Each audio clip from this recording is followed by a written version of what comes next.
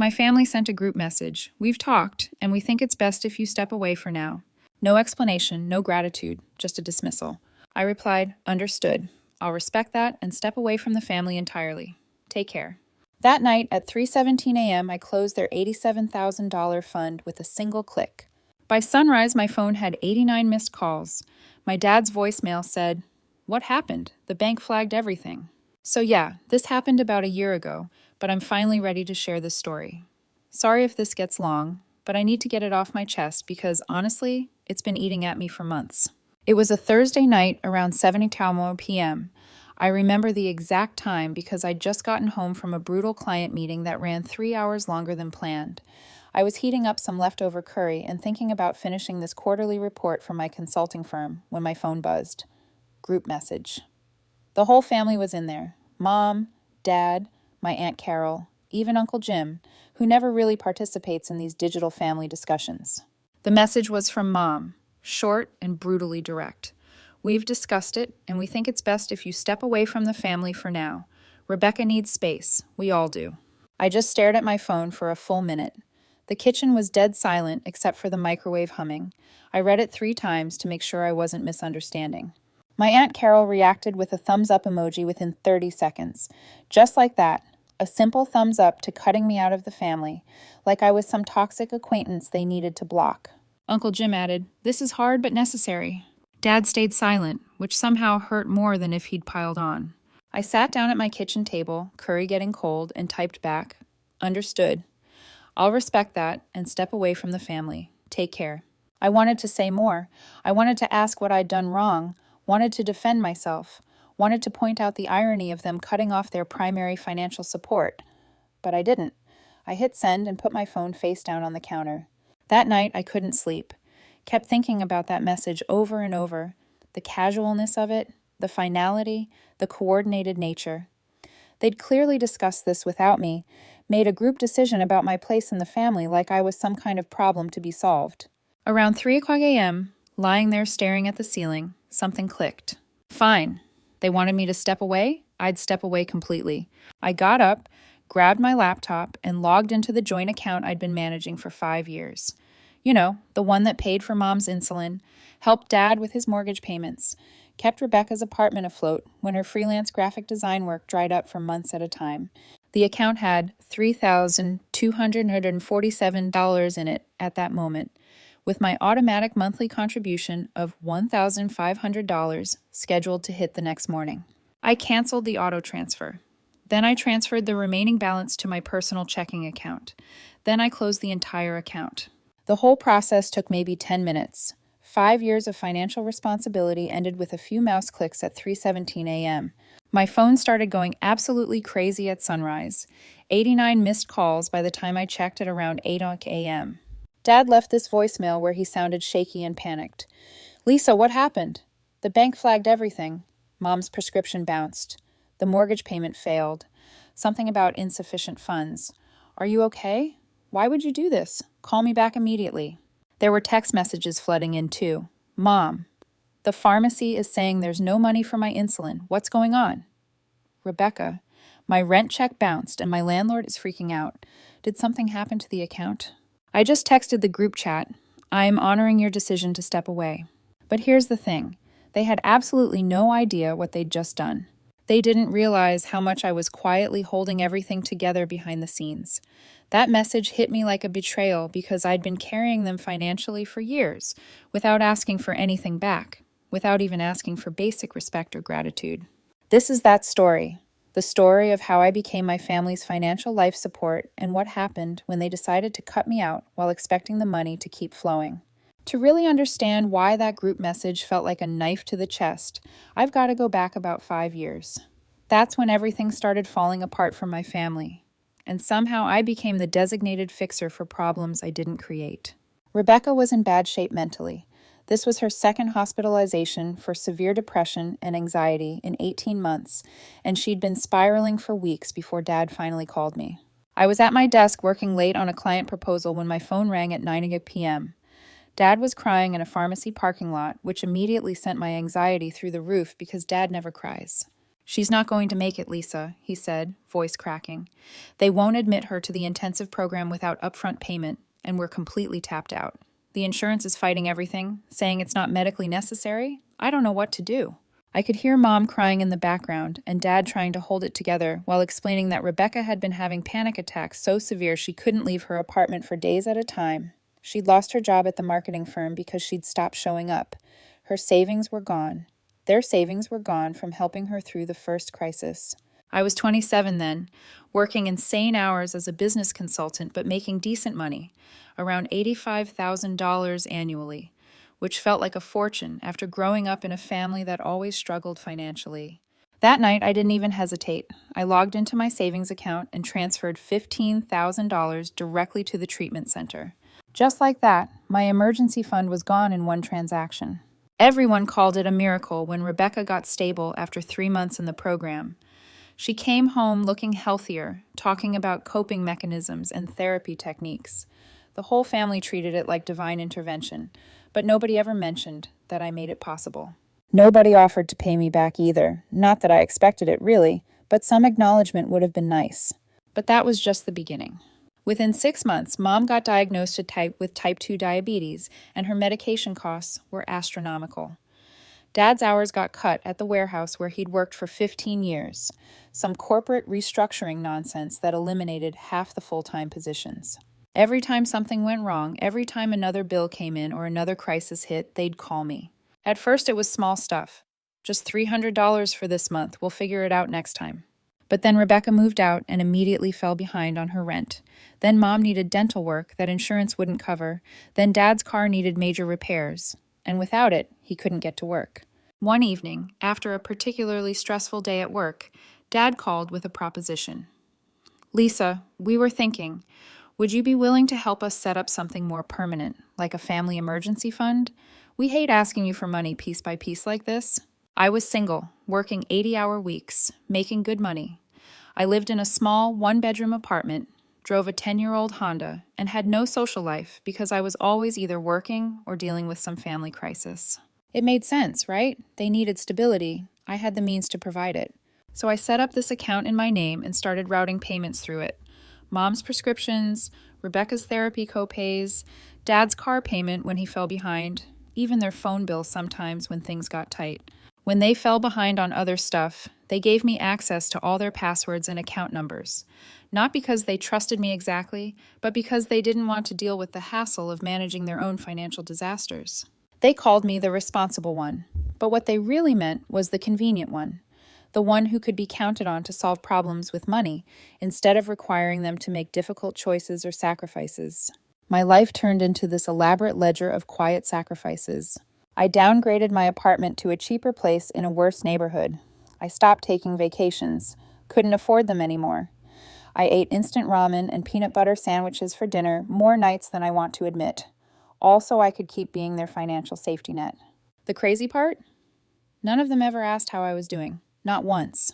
When I'd show up to family dinners exhausted from working 7 days a week, they'd barely acknowledge me before diving into discussions about Rebekah's latest crisis, Dad's job search, or Mom's newest doctor appointment.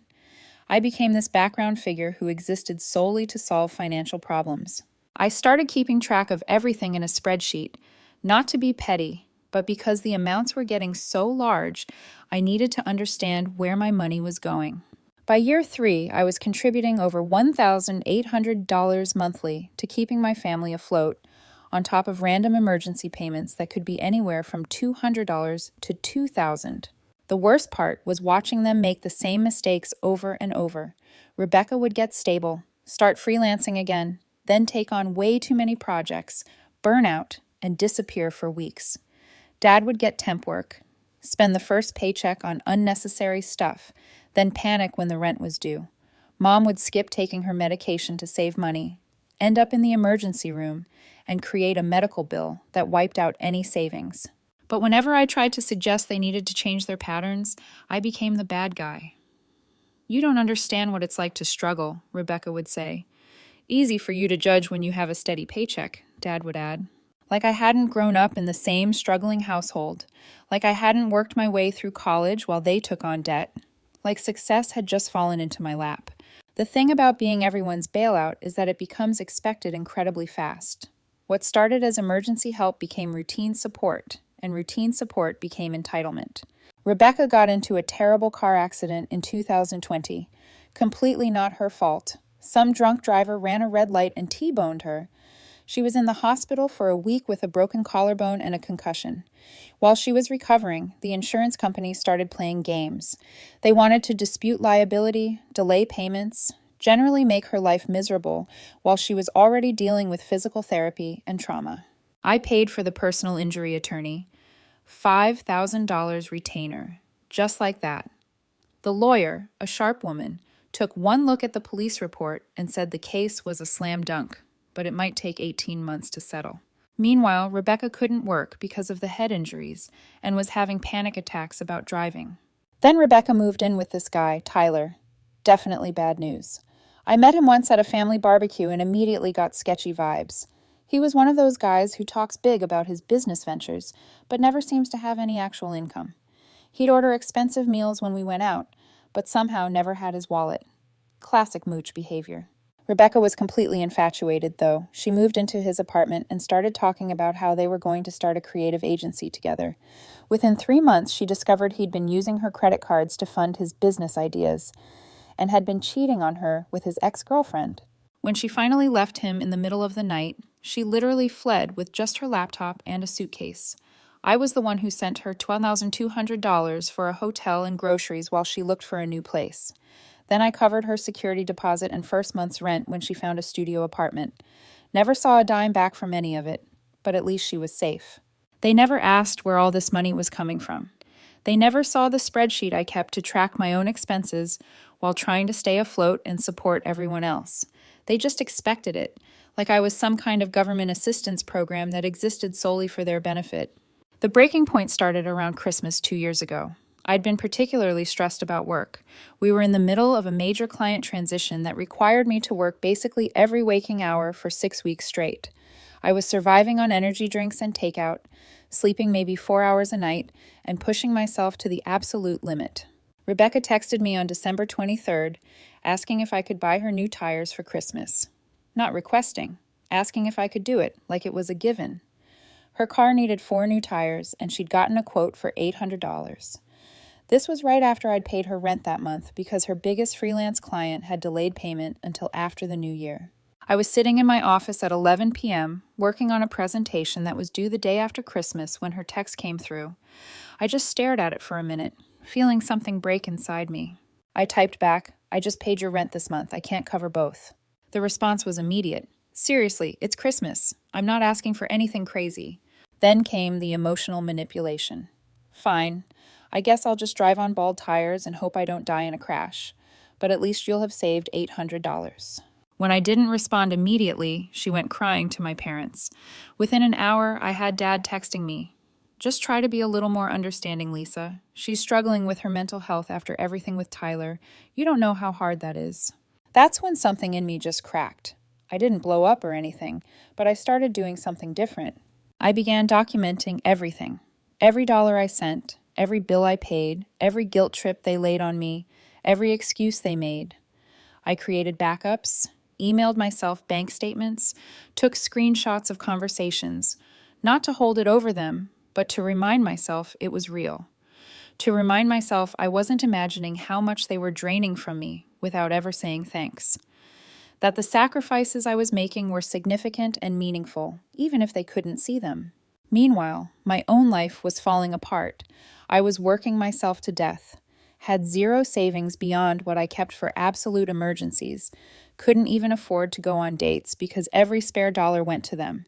My apartment was a disaster because I was never home. I hadn't taken a real vacation in 3 years.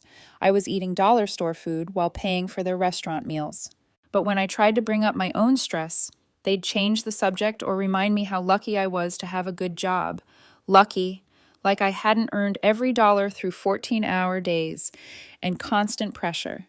Like success had just been handed to me while they suffered through no fault of their own. The worst part was watching them waste the money I worked so hard to provide. Rebekah would Venmo me for groceries, then post Instagram stories from expensive restaurants. Dad would ask for help with utilities, then mentioned buying a new power tool the same week. Mom would need money for medical expenses, then show up wearing new jewelry. I started asking for receipts, and they acted like I was being controlling. "You don't trust us?" Rebekah asked. When I requested proof that the $300 I'd sent had actually gone to her therapist. "We're not your employees," Dad said when I asked him to forward me the actual utility bill instead of just telling me the amount. But they had no problem treating me like their personal bank account. Last month, everything came to a head in the most ridiculous way possible. Rebekah had been doing better. Therapy was helping. She'd landed a few good freelance contracts and had been consistently making her rent for 3 months straight. I was actually starting to feel optimistic that maybe, finally, the family was getting back on stable ground. Then she texted the family group at 10 o'clock a.m. on a Tuesday. "Hey, I know money's tight, but could the fund cover a wellness retreat in Colorado? It's for my mental health recovery, and my therapist thinks it would really help." I was in a client meeting when the message came through, so I didn't see it right away. When I checked my phone an hour later, there was already a whole conversation thread about it. A wellness retreat for $3,200, including airfare, accommodation, meals, and something called holistic healing workshops. I didn't answer right away. I wanted to see what everyone else would say first, because surely someone would point out how absurd this was. And Dad, the same guy I'd pulled out of overdraft twice last year, the same guy whose mortgage I'd been supplementing for 18 months, replied, "Sounds like something you really need, sweetheart. Let's see what we can do." Mom added a heart emoji and wrote, "Whatever helps you heal, honey." That's when it hit me like a freight train. They didn't just think they could use me. They expected it. They thought the fund was communal property, like I was some kind of silent donor who existed just to make their problems disappear. They were discussing spending over $3,000 of my money, like it was their money. I sat in my car outside the client's office staring at my phone, feeling this rage building up that I'd never experienced before. This wasn't an emergency. This wasn't medical treatment or rent or food. This was a vacation, an expensive vacation that cost more than most people make in a month, being discussed casually like it was a reasonable use of emergency funds. But the real kicker came 2 nights before that group message. We had our monthly family video call, something Mom had insisted on during the pandemic that somehow became permanent. Usually, these calls were just everyone updating each other on their lives, but this one felt different from the start. I'd been excited to share some good news for once. I had just landed this major client at work, a Fortune 500 company that wanted our firm to handle their entire digital transformation project. It was huge, career-defining huge, the kind of contract that would set me up for a promotion and finally give me some financial breathing room. "Guys, I've got some amazing news," I started, but Dad cut me off mid-sentence. "Sorry, Lisa, can we circle back to Rebekah's housing situation first? She doesn't feel safe in her current place, and we really need to figure out next steps." Rebekah jumped in. "Yeah, there was another break-in in my building last week, and my landlord isn't doing anything about security. I've been having panic attacks every time I hear noise in the hallway." They wanted to move her to a better neighborhood, a much better neighborhood. We spent the next 45 minutes looking at apartment listings online, with everyone chiming in about granite countertops, in-unit laundry, and gym access, places that were $800 to $2,200 more per month than her current studio. When I finally managed to bring up my work news again, Mom said, "Oh, that's nice, honey," and immediately pivoted back to discussing Rebekah's moving timeline. That's when I said it, calmly, without raising my voice. Maybe it's time someone else stepped up to help with this. The silence was ice cold. You could have heard a pin drop through the video call, like I'd said something offensive just by suggesting I shouldn't be the only one fixing everything. Mom jumped in first. "Honey, you know we would if we could, but you're the only one who's really stable right now." Stable. Another word for useful. Another way of saying the only one with money we can take. Rebekah started crying, actual tears. "I can't believe you're making this about money when I'm talking about my safety. I thought family was supposed to support each other." Dad tried to play peacemaker. "Now, Rebekah, your sister has done a lot for us. But Lisa, you have to understand, she's vulnerable right now. We can't just abandon her when she needs help. Abandon her, like setting boundaries was abandonment, like requiring other adults to solve their own problems was cruelty." I ended the call early that night, claiming I had work to catch up on. But I sat in my home office for hours afterward, staring at my financial spreadsheet. An $87,421 over 5 years, Nearly $90,000 of my money, given freely, no questions asked, no gratitude expected. And they thought I was being selfish for suggesting that maybe, just maybe, someone else could contribute something. 2 days later came that group message. We think it's best if you step away for now. I realized later that the call had been a setup. They'd already decided to cut me out, probably so they could make financial decisions without my input. They wanted me gone so they could approve Rebekah's wellness retreat and figure out how to pay for her apartment upgrade without dealing with my negativity. What they didn't realize was that cutting me out meant cutting off the money too. In their minds, those were apparently two separate things. The reckoning. The fallout was immediate and absolutely brutal. Within 36 hours of closing the account, the overdraft notices started hitting like an avalanche. Mom's pharmacy called her Wednesday morning saying her prescription payment had been declined. The mortgage company called Dad at work in front of his coworkers, asking about the failed automatic payment. Rebekah's landlord sent her a text about the bounced rent check, complete with a photo of the NSF notice from his bank. But the phone calls to me were relentless. My phone was buzzing every few minutes with increasingly panicked messages. Mom called 17 times in 2 hours. Rebekah left this voicemail that started as a whisper and ended with her screaming, "Why would you do this? You knew I needed that payment by Sunday. My landlord is threatening eviction. You're going to make me homeless." The texts were even worse. Dad sent voice note after voice note, sounding like a man completely losing it. "Lisa, the mortgage bounced. The bank hit us with a $35 NSF fee, and now we're short for next month, too. I thought you handled the insurance payment, but that bounced too. The car insurance lapsed, and now they're saying we need to pay double to reinstate it. What did you do to the utilities account? ComEd is saying we're 3 months behind, but I thought you were covering that. The bank locked our checking account. They said there were multiple red flags from all the failed transfers. You need to fix this right now." Fix this, like I had broken something, instead of just stepping back like they explicitly asked me to do. The desperation in their voices was something I'd never heard before. For 5 years, I'd been quietly preventing these exact situations from happening. They'd never experienced the full weight of their financial choices because I'd always been there as a safety net. Now they were free-falling and suddenly realizing how far up they'd been. Mom left this heartbreaking voicemail. "Honey, I don't understand what's happening. I went to pick up my insulin and they said the account was closed. I'm scared to eat anything because I don't have my medication. Please call me back. Please, I raised you better than this." That last line was like a knife. I raised you better than this. Like basic financial boundaries were a moral failing on my part. They called a family Zoom meeting for Thursday evening. The second I joined, I could see it was an ambush. Mom's face was pale and drawn. Dad was pacing behind her like a caged animal.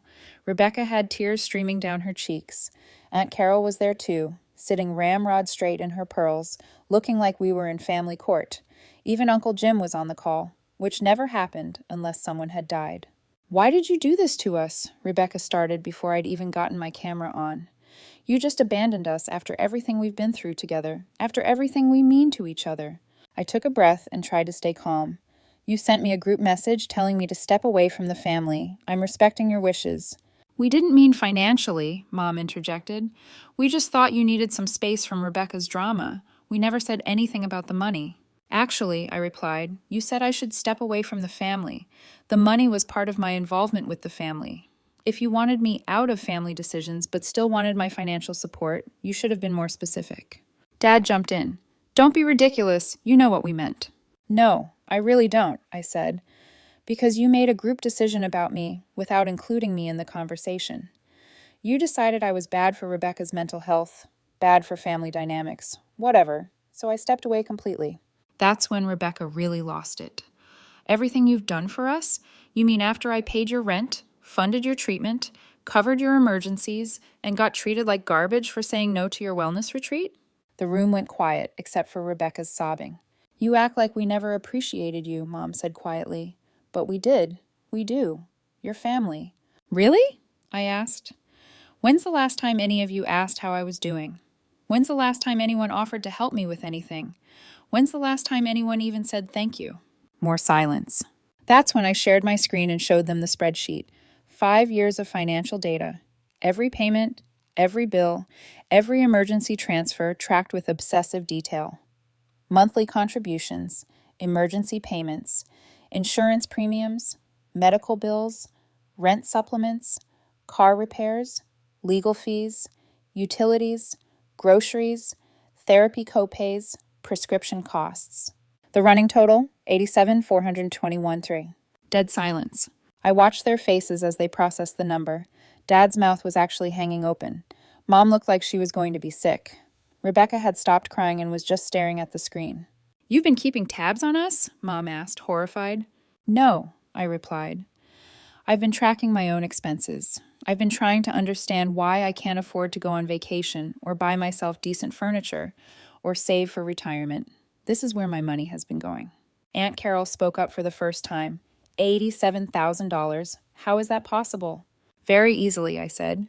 $15,000 for Rebekah's treatment, $8,000 for Dad's mortgage supplements, $12,000 for Mom's medical expenses, $6,000 for Rebekah's apartment deposits and rent supplements, $5,000 for legal fees, $10,000 for car repairs and insurance.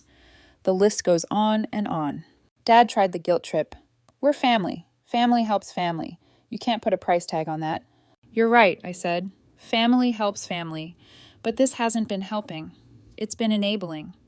You've all made the same financial mistakes over and over because you knew I'd catch you when you fell.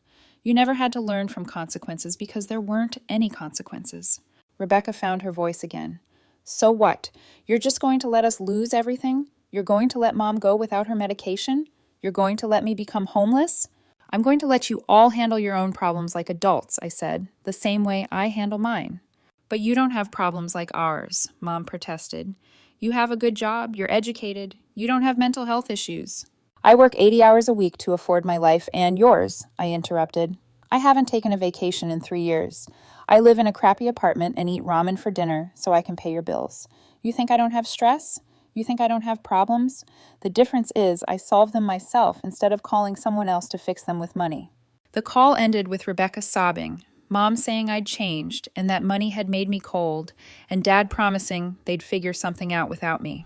Money hadn't made me cold. Being used had made me smart. I thought cutting them off would be the end of it, but it got worse. Way, way worse. 10 days after that Zoom call, I got an email from a random Gmail account with no subject line. Just a bunch of screenshots attached. Rebekah's eviction notice, dated for the following week. Power company warnings for both my parents' house and Rebekah's apartment. Denied credit applications. Looks like they'd been trying to get loans, credit cards, anything to replace my financial support. They were falling apart fast, and somehow it was still my fault. The email was unsigned, but I'm pretty sure it was from Aunt Carol, based on the passive-aggressive tone of the file names. "What you caused, JPG." And "This is what stepping away looks like, PNG." Then Mom showed up at my office on a Friday afternoon. I was in a client meeting when my assistant knocked on the door, looking uncomfortable. "Your mother is here," she whispered. "She says it's an emergency." Mom was sitting in the lobby looking like death warmed over, pale, shaking, clutching a manila envelope like it contained her last hope. She'd lost weight. Her clothes were wrinkled, and she had this desperate look in her eyes that I'd never seen before. "I didn't know where else to go," she said when I brought her into a conference room. "Your dad's sleeping on the couch because we can't afford the electric bill and the house is freezing. Rebekah hasn't left her room in days because she's too ashamed to face her landlord. We've applied for assistance programs, but everything takes weeks and we need help now." She opened the envelope and spread out a stack of bills like she was dealing cards. Past due notices, final warnings, disconnection threats.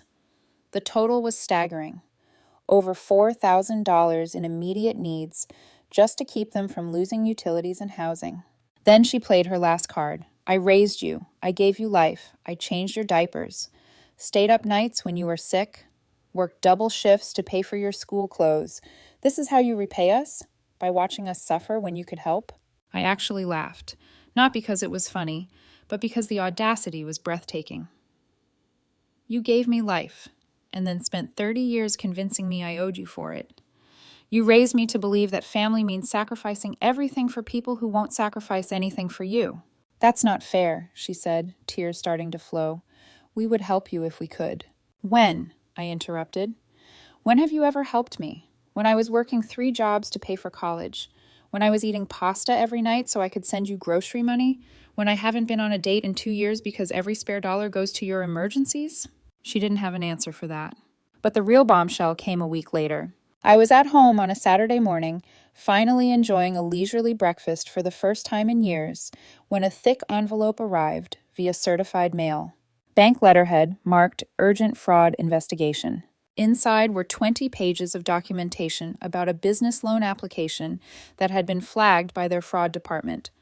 Someone had applied for $80,000 using my name, social security number, and the tax ID from the family fund account. The business was called Rebekah Grace Recovery Services, LLC. According to the paperwork, it was a consulting company that provided mental health services to corporate clients.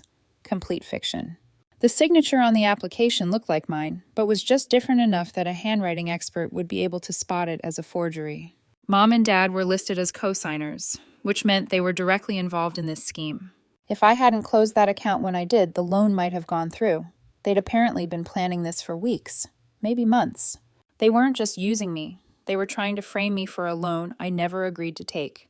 The whole stepping away from the family thing wasn't spontaneous hurt feelings. It was a calculated setup. Cut me from the fund discussions, but keep my name and social security number attached. Take the money and let me deal with the legal and financial consequences. I spent that entire weekend filing reports with everyone I could think of. The bank's fraud department, the police, the IRS, the state attorney general's office, the credit reporting agencies.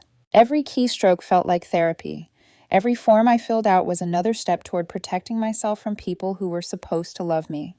The police detective assigned to the case was this older guy who looked like he'd seen everything twice. Family fraud is more common than you'd think, he told me during our first meeting. Usually it's parents stealing from kids, but sometimes it goes the other way. Adult children taking advantage of elderly parents.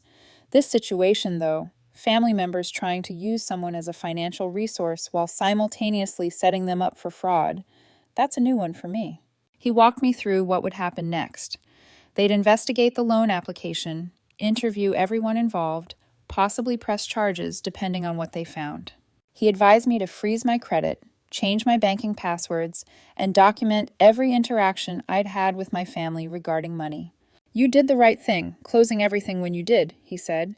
If this loan had gone through, you'd be on the hook for $80,000 plus interest, and proving you didn't authorize it would have been a nightmare. When the investigators contacted my parents, Dad called me that evening, crying, not apologizing, crying because they got caught. His voice was shaking as he tried to explain. We were desperate, Lisa, really desperate. Rebekah was going to be homeless. Your mother was rationing her insulin. I thought I might lose the house. We thought if we could just get enough to stabilize everything, we'd find a way to pay it back before you ever found out. You thought you'd commit fraud in my name and I'd never find out? I said, incredulous. We didn't see it as fraud. We saw it as borrowing from family. You've always been there for us, and we figured this was just a more formal way of getting help. A more formal way? You forged my signature on a loan application.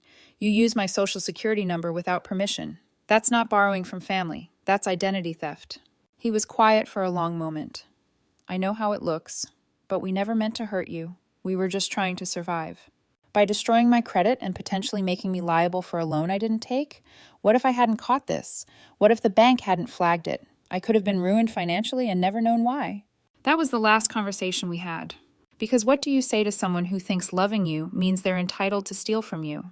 It's been almost a year now since I closed that fund. Since the 3 a.m. Phone calls and 89 missed voicemails. Since they tried to forge my name on an $80,000 loan application. And I can honestly say I've never been happier. The first few months were rough, not going to lie. I felt guilty constantly, second-guessing myself every day. I'd wake up wondering if Mom had been able to afford her medication, if Rebekah was sleeping in her car, if Dad had lost the house. The programming of 30 years doesn't just disappear overnight, but slowly the guilt started to fade. I stopped waking up to dozens of missed calls. My phone became quiet. My bank account stopped hemorrhaging money. I started cooking real meals again. I took a weekend trip, my first vacation in over 3 years, and paid for it in cash without a single pang of anxiety. I upgraded my apartment furniture, replacing the sagging couch I'd been holding on to since college. I started putting money into a retirement account. For the first time since my mid-20s, I wasn't living paycheck to paycheck despite having a good salary. More than the financial changes, it was the mental shift that freed me. I realized how much of my identity had been tied to being the responsible one, the fixer, the family safety net. And without that role, I wasn't broken. I was lighter. Of course, there were attempts to pull me back in. Mom emailed me on my birthday with a 2-line message. "Happy birthday, Lisa. Hope you're well. Can we talk about a small favor?" Rebekah sent a Christmas card with a handwritten note about how the holidays were hard without me, followed by, "Do you think you could spot me just until the new year?" I didn't respond to either. Because here's the truth. I don't owe them my stability. I don't owe them my savings, my credit, my sanity. Family can be love and support, but it can also be manipulation and control. And cutting them off wasn't cruelty. It was survival. People like to say you can't put a price on family. I can. It's $87,421.13, and I've already paid it.